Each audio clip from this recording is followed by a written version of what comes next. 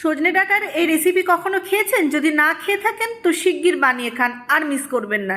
সজনে ডাঁটার সবচেয়ে সেরা রেসিপি, যদি বিশ্বাস না হয় তো বানিয়ে খেয়ে দেখুন। এই রেসিপি তৈরি করার জন্য ডাঁটাগুলো একটু মোটা দেখে নিতে হবে। ডাঁটাগুলোকে ভালো করে ধুয়ে শুকনো কাপড় দিয়ে মুছে আমি অল্প করে সর্ষের তেল মাখিয়ে নিলাম। তারপরে আগুনে ডাঁটাগুলোকে ভালো করে ঘুরিয়ে ঘুরিয়ে সুন্দর করে পুরো ডাঁটাটাকে পুড়িয়ে নিলাম। ডাঁটা পোড়ানো হয়ে গেলে জল দিয়ে ভালো করে ধুয়ে নিয়ে চামচ দিয়ে চেঁচে চেঁচে ভিতরের শাঁসগুলোকে সব বার করে নিলাম। এরপর কড়াইয়ে অল্প সর্ষের তেল দিয়ে শুকনো লঙ্কা ভেজে তুলে নিলাম, আর দিয়ে দিলাম 4-5 কোয়া রসুন।